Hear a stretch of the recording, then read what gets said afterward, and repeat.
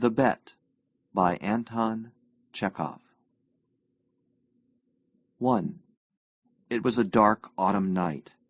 The old banker was pacing from corner to corner of his study, recalling to his mind the party he gave in the autumn 15 years before.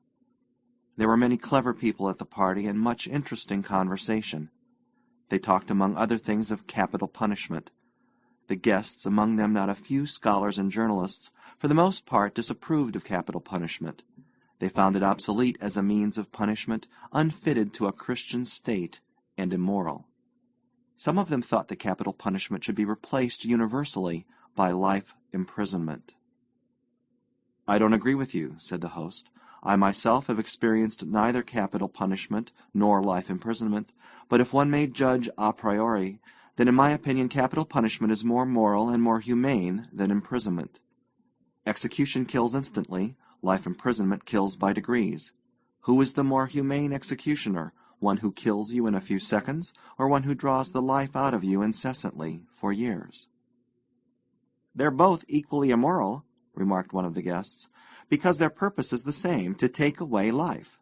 The state is not God. It has no right to take away that which it cannot give back, if it should so desire."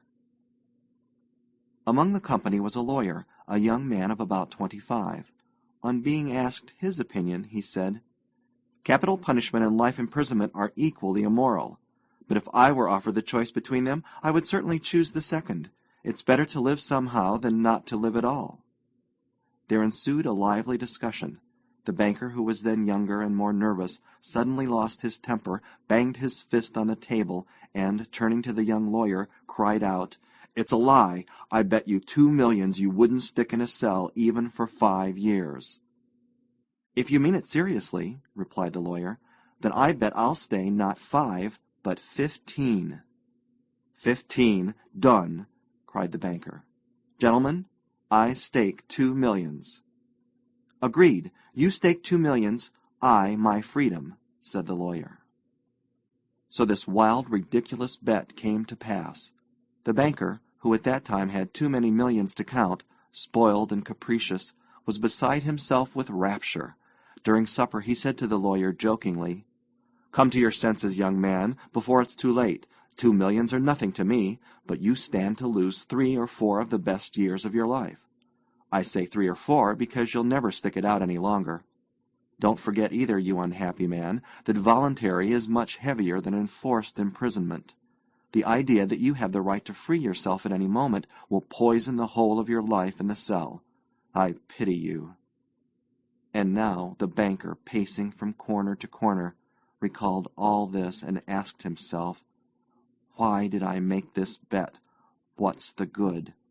The lawyer loses 15 years of his life, and I throw away 2 millions.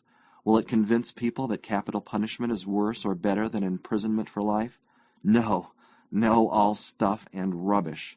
On my part it was the caprice of a well-fed man. On the lawyer's, pure greed of gold." He recollected further what happened after the evening party. It was decided that the lawyer must undergo his imprisonment under the strictest observation, in a garden wing of the banker's house. It was agreed that during the period he would be deprived of the right to cross the threshold, to see living people, to hear human voices, and to receive letters and newspapers. He was permitted to have a musical instrument, to read books, to write letters, to drink wine and smoke tobacco. By the agreement he could communicate, but only in silence, with the outside world through a window specially constructed for this purpose. Everything necessary, books, music, wine, he could receive in any quantity by sending a note through the window. The agreement provided for all the minutest details, which made the confinement strictly solitary, and it obliged the lawyer to remain exactly 15 years from 12 o'clock of November 14th, 1870, to 12 o'clock of November 14th, 1885. The least attempt on his part to violate the conditions, to escape if only for 2 minutes before the time, freed the banker from the obligation to pay him the 2 millions. During the first year of imprisonment, the lawyer, as far as it was possible to judge from his short notes, suffered terribly from loneliness and boredom. From his wing day and night came the sound of the piano. He rejected wine and tobacco.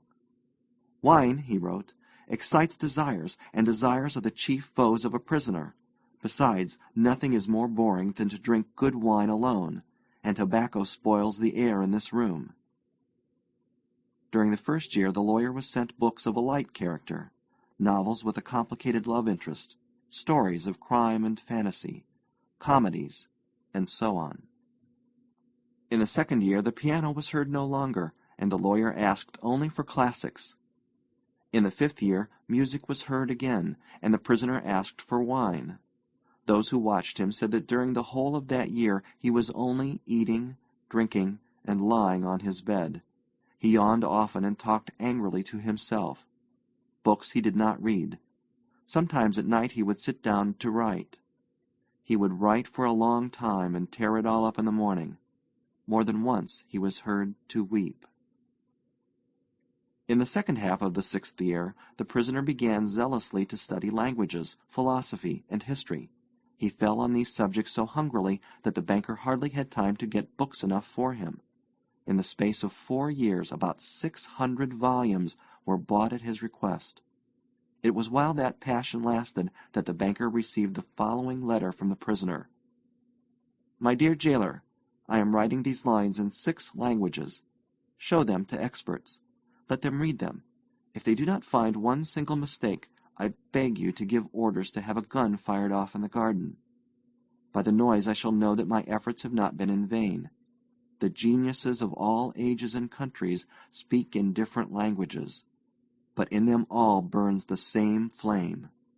Oh, if you knew my heavenly happiness now that I can understand them! The prisoner's desire was fulfilled. 2 shots were fired in the garden by the banker's order. Later on, after the 10th year, the lawyer sat immovable before his table and read only the New Testament. The banker found it strange that a man who in 4 years had mastered 600 erudite volumes should have spent nearly a year in reading one book, easy to understand, and by no means thick. The New Testament was then replaced by the history of religions and theology. During the last 2 years of his confinement, the prisoner read an extraordinary amount, quite haphazard. Now he would apply himself to the natural sciences. Then he would read Byron or Shakespeare. Notes used to come from him in which he asked to be sent at the same time a book on chemistry, a textbook on medicine, a novel, and some treatise on philosophy or theology. He read as though he were swimming in the sea among broken pieces of wreckage, and in his desire to save his life was eagerly grasping one piece after another.